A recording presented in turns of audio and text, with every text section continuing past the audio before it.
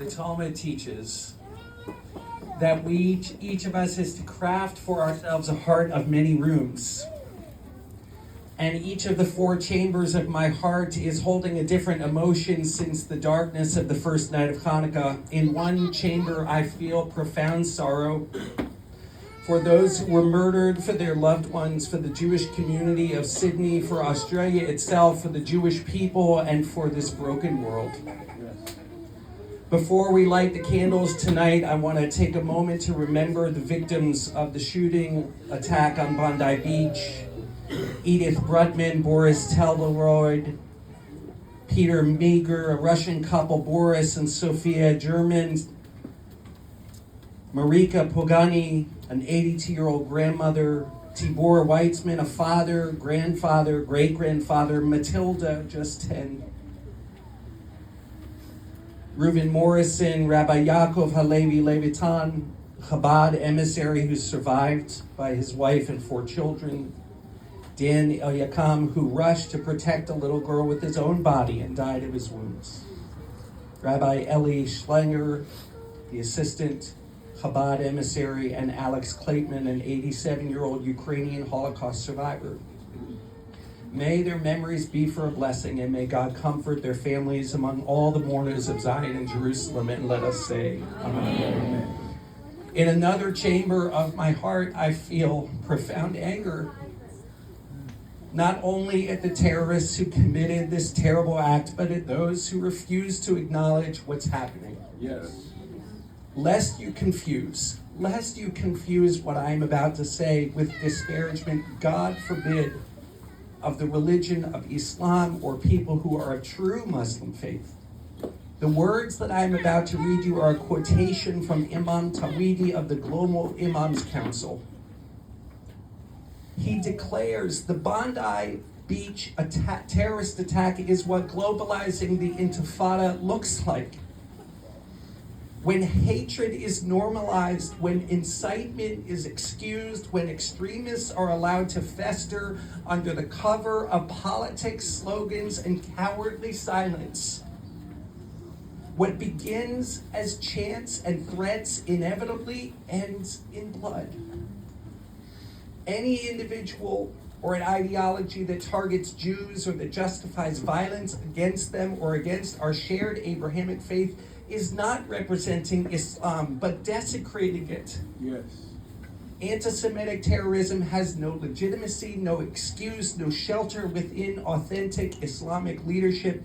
This terrorist attack, he says, must be understood as a warning to other democracies. Sydney is a warning, and when governments are permissive towards extremic rhetoric, when anti-Semitism is downplayed or selectively ignored, the result is not tolerance, it is terror. And I share with you the words of the American Muslim and Multi-Faith Women's Empowerment Council, who have stated publicly the uncomfortable truth the world keeps avoiding is when Jews are attacked anywhere, it is a failure of moral leadership everywhere. Enough with the media hedging, enough with the academic excuses, enough with the activists who scream justice but fall silent when Jews are slaughtered. That is not resistance, it's not liberation, it is terror. And if you can't condemn the murder of Jews without adding a disclaimer, you are part of the problem. And if you stay silent because it is politically inconvenient, you are complicit. We will continue our fight against anti-Semitism clearly, forcefully, without apology, from Israel to Australia, from October 7th to Bondi Beach. The pattern is clear. The threat is real. The time for moral clarity is now. Amen.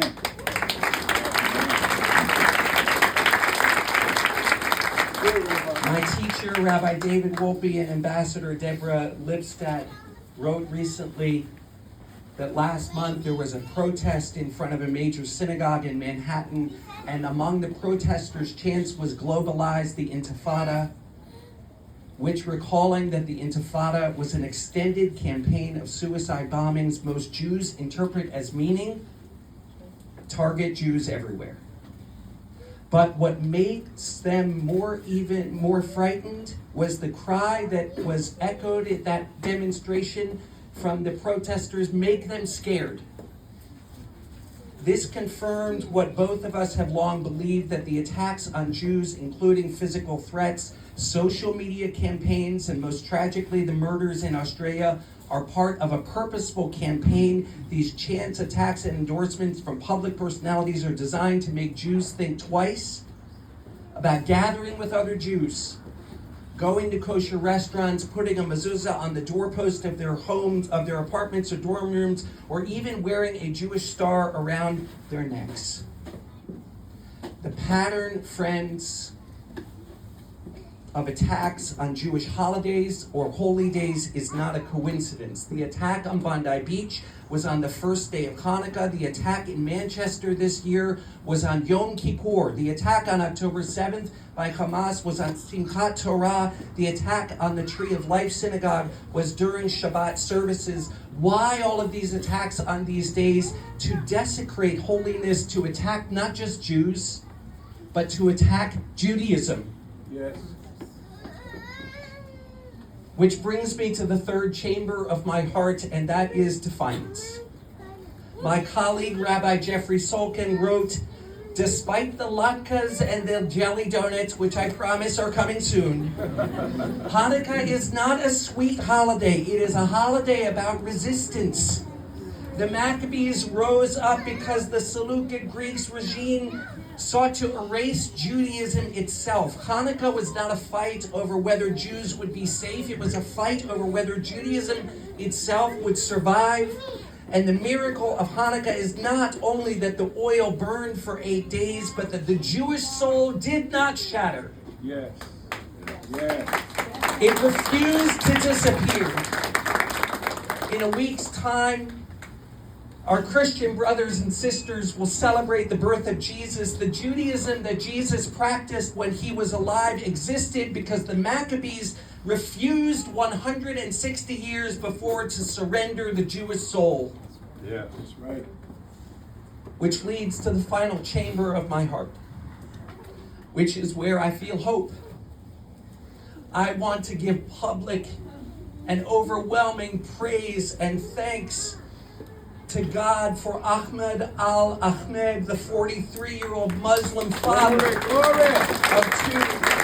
who owns a local produce store, and he tackled the older Muslim extremist terrorist from behind and stopped him from killing more. Yes.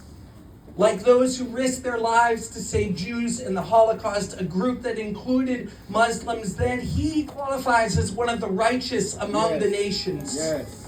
I have hope because Ahmed saw across the abyss that sometimes divides Jews and Muslims, and he fought so the candles of our common humanity could burn bright. I have hope when I look out and I see our friends from Trinity and our friends from the River and our friends from First Presbyterian and our friend, I'm going to forget somebody, and when I see all of you. Yes. Because we see and know that God's greatness is sanctified by the mosaic of multiplicity within the divine oneness. Friends, and especially our non-Jewish neighbors who have gathered here tonight, if violence against Jews can be excused as a political act, morality is gone. That's right. We need you to lead the fight against Jew hatred. We need you to speak forcefully from your pulpits, in your bulletin articles, in your social media postings, not only because of what it means for America or because it could happen to you one day or to other minorities, and we know it has and we know it will, and those fights need to be fought, but because it's happening to Jews. And that fact alone should be enough for you and for the rest of the world to care.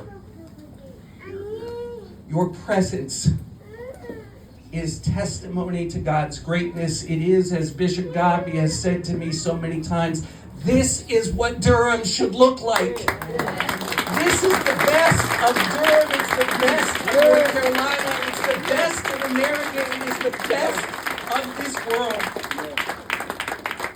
And I pray that God will bless you and bless all of us. And to those who want to make us afraid, we respond with courage. To those who want to weaken us, we respond with strength. To darkness, we respond with light. To despair, we respond with hope. And to hate, we respond with love. Amen.